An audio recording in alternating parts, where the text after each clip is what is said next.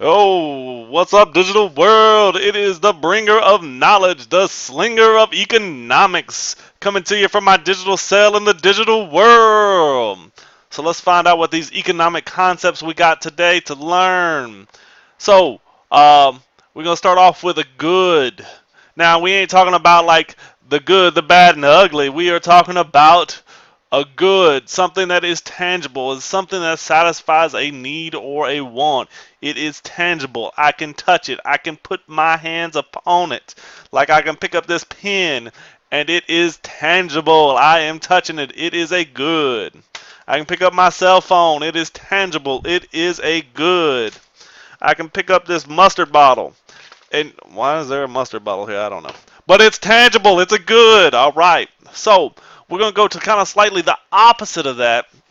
Not per se the opposite, but opposite of tangible. We're going to go to non-tangible. Things I can't touch, which is a service. It's an act provided for someone. For example, that cell phone I picked up, it does no good if I don't have phone service. If I don't have a provider like AT&T, Verizon, they provide a service. I cannot touch that service they provide me. I can touch the phone is a good, but I can't touch the service that they are providing me. If I go to the movies, when I leave the movies, I couldn't touch the movie. It was a service provided to me. When someone cleans my car, it is a service provided me. I can't go touch the cleaning. I can touch the car, it is a good.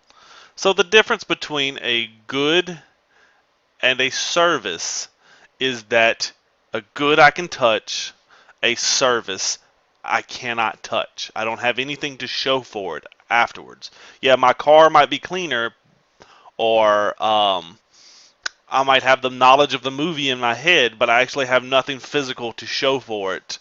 Whereas a good, I have something to actually show for what I got. Barter.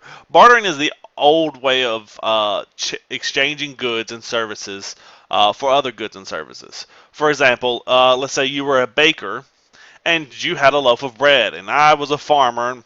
Um, I was going to trade you my chicken egg for your bread, and we'd have to come to terms on what is my or your loaf of bread worth in chicken eggs. And let's say we came to the agreement that your loaf of bread was worth 3 of my chicken eggs. So I would give you 3 chicken eggs and you would give me a loaf of bread. This would be us bartering. Now you can see that there could be complications, and I want you to think kind of to yourself what complications could come from this kind of system, because we're going to get into that a little later on. But even if you look at money, it's a more complicated version of the bartering system. We've agreed upon the value of this paper or these coins that we have, and we say that this good or this service is worth so much of that. You give me so many of pieces of paper and coins, and I will either give you my good or service. It's just a little more. It's a step up from the bartering system.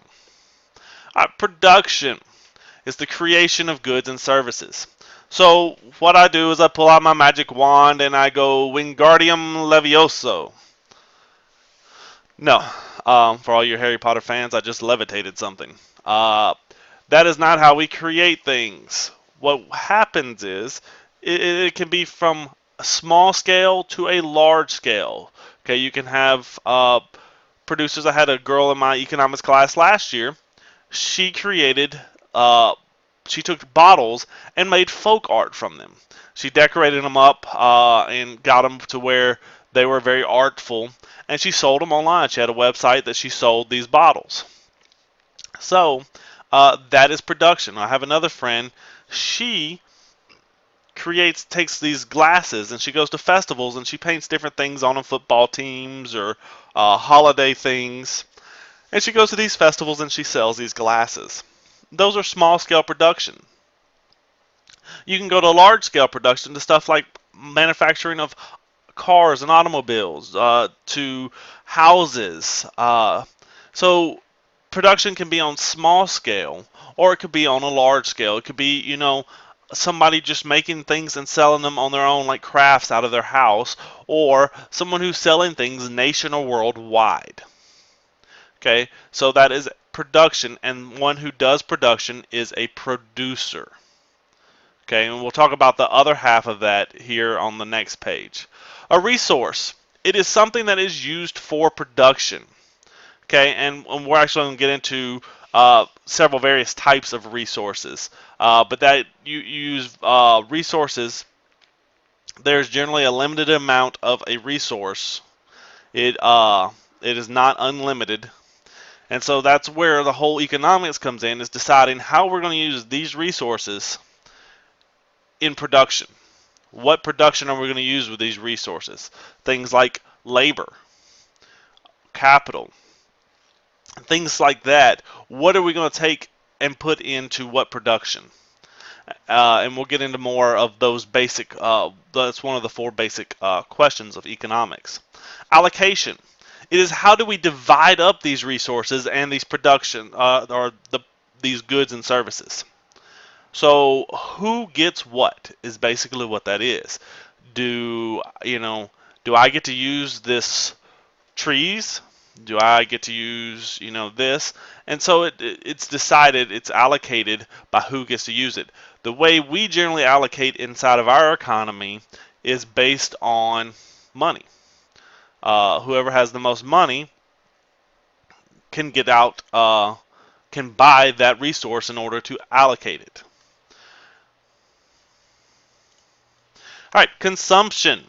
That is the use of a good or service. If I use a good or service, I am a consumer. That is one who consumes a good or service. For example, if I listen to Eminem spit his miracle or lyrical genius out, no, they're not really miracles, but his lyricals out, then I am consuming his service that he is providing to me. Or if I buy his CD, I am now consuming his good that he provided to me. That was produced, okay? I can also consume all sorts of things, We consume these services, like we talked earlier about someone cleaning my car, or talking about someone creating, the movies.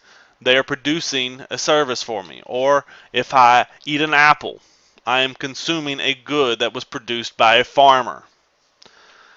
Okay, distribution. That is the moving of goods and services from one place to another. Once we decide on how it's going to be allocated, we have to move these resources and these goods and services from one place to another. And over the years, this has become more and more advanced. As now you can see this plane here. Before then, we had big trucks. Before that, we had trains. We had boats. We had wagons and horses. So you can see how that's grown over time. And then scarcity. Scarcity is a very key concept in economics. It is when your demand is greater than your supply. Okay? When demand is greater than supply. When there are very few things, then the price tends to be higher. Okay? Because it is scarce. Like, for example, with the Xbox One and PlayStation 4, all that just came out this Christmas. They were hard to find. You couldn't find them everywhere, and they would sell out. And that was part of their plan, is if they don't make a whole lot, they make enough to sell, but less than what people are going to want, then they're going to be rare, so they can have these prices high.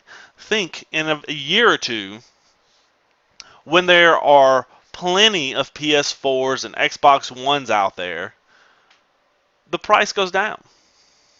Because there's ample supply. There's not, a demand is not higher than what the supply is anymore. And they slowly lower the price because more and more people aren't wanting it because they already have one.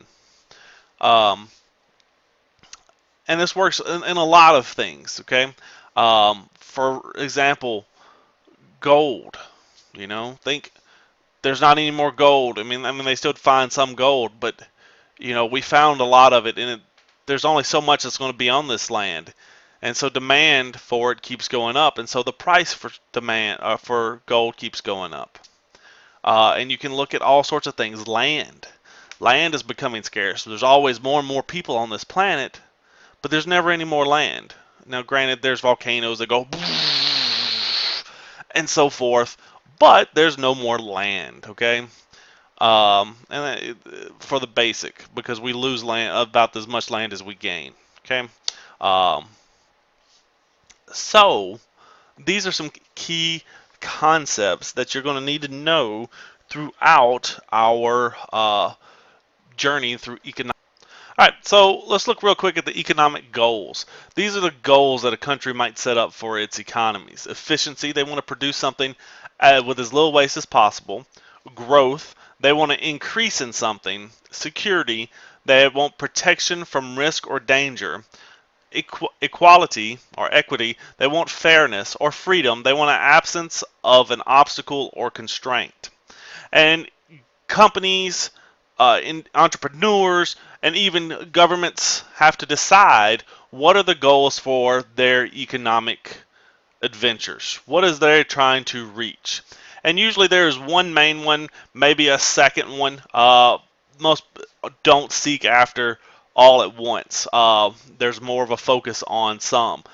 Free market system was something we'll talk about. Freedom is a big deal. You get into your command system. Well, the security is the big deal there. They want protection from risk or danger. They don't want any ups and downs, and they want everything to be sound and secure and always to be same. You get some that look for equity. They want everything to be fair, everybody to have the same amount of everything. Uh, Efficiency is one that tends to go with some because you want to make as little waste as possible. So that means you want to be very efficient, that you're using the resources to the best of your ability. Growth, that you actually want to increase. You want your company to grow. You don't want to be just selling in this little one town. You want to eventually make it nationwide. All right, so these are our goals and concepts for economics today. In the next video, we'll be covering some of the resources and different things we've mentioned. So until then, still waiting for you to get me out of this digital prison. Deuces!